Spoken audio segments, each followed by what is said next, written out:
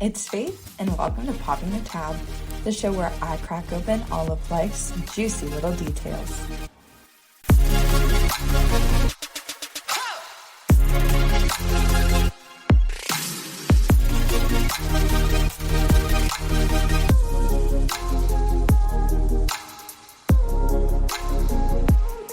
Hey everyone, welcome back to Popping the Tab.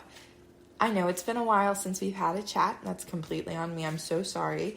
And I'm sure you can relate, but the end of this semester definitely threw me for a loop. For the past couple of months, I've been juggling trips and final papers, final exams, master classes, presentations, you name it, which I know is the standard for this time of year, but it definitely was very stressful this semester. But now we can all take a deep breath because we are in the clear, at least until January. New Year's resolution, a routine posting schedule for sure. And on our first episode back from my little hiatus, we're going to be diving into a topic that's on everyone's mind this time of year. I mean, you can't escape it. And that is the holidays and surviving them as a young adult. Whether you're juggling family gatherings, social events, or really just trying to find the perfect gift, the holiday season can feel a bit overwhelming. Personally, I get such bad anxiety during the holidays, and this year I'm honestly in a bit of a Christmas slump. Listen to episode 2 if slumps are something you struggle with. Shameless plug. But now that I'm getting older, being single and growing up has been getting me down in the dumps these days, and my mom tells me that I should enjoy this time of life, and I know she's right, but around the holidays I can't help to feel a little extra lonely and sad. And if you can relate, then grab your bev. Today, I'm drinking sparkling juice from Trader Joe's. It's supposed to taste like sugar plum, and I get it. It's actually very refreshing. And let's dive into our episode. First off, let's acknowledge the elephant in the room when it comes to holidays, the pressure. The pressure to have a perfect holiday season can be intense. I mean, realistically, your holiday's not going to look as good as a Hallmark movie, but there's definitely that pressure, and everywhere you look, people are sharing their festive pictures on social media. I mean, I'm guilty of that. Complete with perfectly decorated trees, tons of food, and lovey-dovey relationships. Gag. I mean, I have a mom who could be considered the literal queen of Christmas. Think Martha May Whovier, if you will. Every room in our house is always decorated to perfection. I mean, in our old house before she moved down to Florida, which is where I'm recording from right now, every room in our house had its own designated Christmas tree. I'm not kidding. One was a snowman, one was all of our ornaments we made as kids, and one was like our normal Christmas tree, and then so on and so forth throughout the whole house. It was crazy, but very in the spirit. And she even changes her ringtone to a Christmas song every year. It's hard to live up to that holiday standard when your mom is Christmas royalty, but let me tell you, it's okay if your holiday experience doesn't match up to those Instagram-worthy moments. Because living in the moment, spending time with loved ones, and letting your mind and body reset is really what matters anyway. Remember, everyone has their own unique journey, and it's all about finding joy in your own way. There is no set rule book for surviving the holidays, but hopefully this episode will help a little bit. So how do we keep our sanity? I mean, honestly, the holidays could drive anybody crazy, and I'm sure it does. But here's a tip.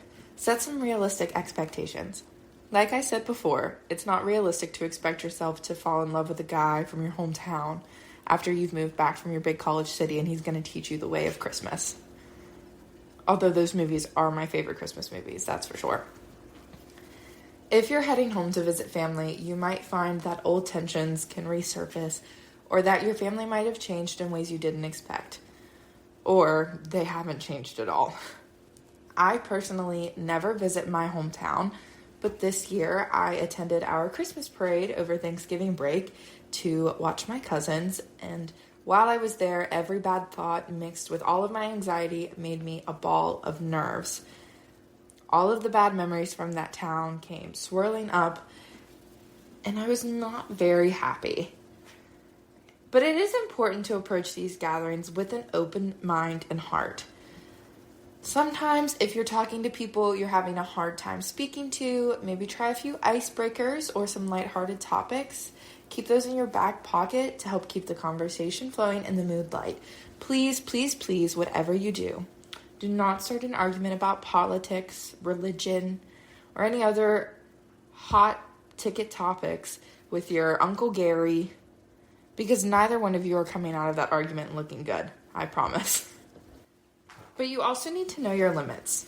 You don't have to let your family members grill you about your life, and you don't have to engage in any conversation that you don't want to. So if your great aunt Cindy brings up topics about your body or your relationship status or your lifestyle, you can politely excuse yourself from that conversation and move on with the holiday.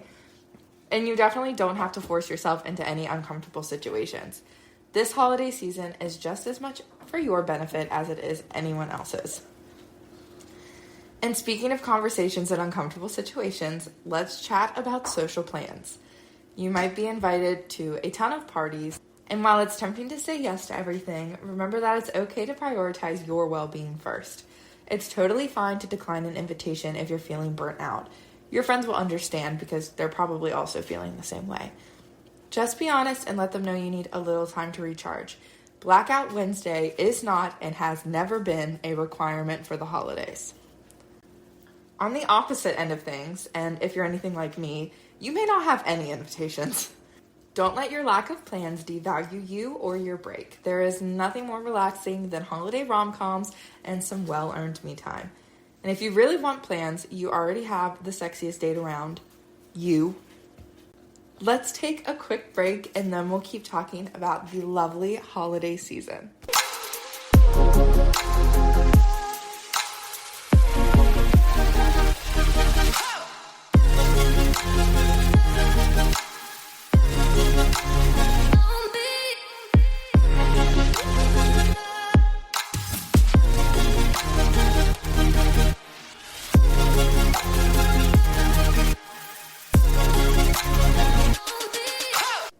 Welcome back to Popping the Tab. I hope you enjoyed the little break. Now, let's talk about gifts. Gift giving can be extremely stressful, especially if you're on a tight budget, and let's be honest, you probably are. But here's the thing. It's the thought that counts. Consider making DIY gifts or just do some thoughtful gestures instead. Maybe clean your parents' house. I'm sure they'd love that. Maybe you could write a really heartfelt letter or create a memory jar filled with shared memories. Trust me, those kind of gifts often mean more than anything store-bought anyway. And if you're a young adult, chances are you probably don't have a disposable income. And though you may be excited to give gifts to everyone in your life, you'll be giving yourself one horrible gift: credit card debt. Trust me, I speak from experience. Chances are the people you're shopping for don't even expect to get a gift from you because they know that you don't have the means to get them gifts. So take a deep breath and move that weight off of your shoulders because really it's not even a big deal. Now for a very important discussion. No label, no gift. If you're stuck in the age-old situationship, you should not get them a gift. They're definitely not giving you anything, and if they haven't made your situation official, they quite frankly don't deserve a gift from you. If you are labeled, but it's new, you should talk with your partner first and see if gifts are even something you want to do. It's okay to wait until Valentine's Day. It's only a couple months away. Other than potential credit card debt, let's not forget about one of the best gifts you can give yourself: self-care during the holidays. With all the hustle and bustle, it's easy to forget to take care of ourselves, especially if you're traveling. If it makes you feel good, it's totally okay to do your makeup just to sit on your parents' couch and eat their food. Schedule some me time to unwind, whether that's binge watching your favorite show, going for a walk, or trying out something new. I always bring a few books with me to read over the break, and that seems to be perfect to help me relax. Remember, you can't pour from an empty cup. You won't want to interact with your family and friends if your social battery is dead. Lastly, let's talk about traditions. Whether you're continuing family traditions or starting new ones, find ways to make this season special for yourself. I personally cooked an entire Thanksgiving dinner for my grandma and aunt, And even though my legs hurt so bad from standing in the kitchen all day and I was burning up, it was a great experience. The food was great, and it was good bonding time for all of us. Maybe you can try volunteering at a local charity or host a friend's holiday gathering that feels really authentic to you and your friend group. The holidays are a time for connection, so focus on what brings you joy and fulfillment. This time of life might feel strange because you're not a little kid anymore, but you're also not a fully formed adult. So I say lean into the things that make you feel like a kid, but also enjoy what you're able to do now that you're a grown-up that you couldn't do before. Let's take another quick break, and then we'll be back.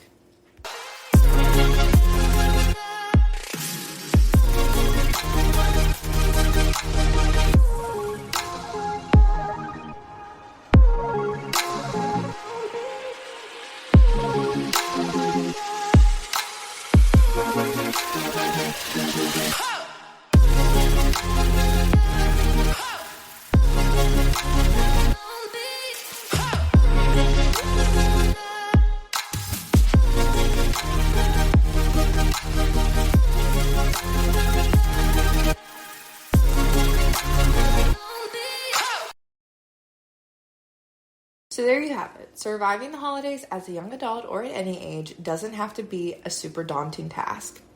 With a little planning, a sprinkle of self-care, and a mindset focused on what truly matters, you can navigate this holiday season with ease. Thank you for tuning in to Popping the Tab. If you enjoyed today's episode, please share it with a friend or leave us a review. You can reach out to me on poppingthetab_pod, all lowercase, on Instagram, or drop a comment. Until next time, keep living, thriving, and being your best selves. Cheers!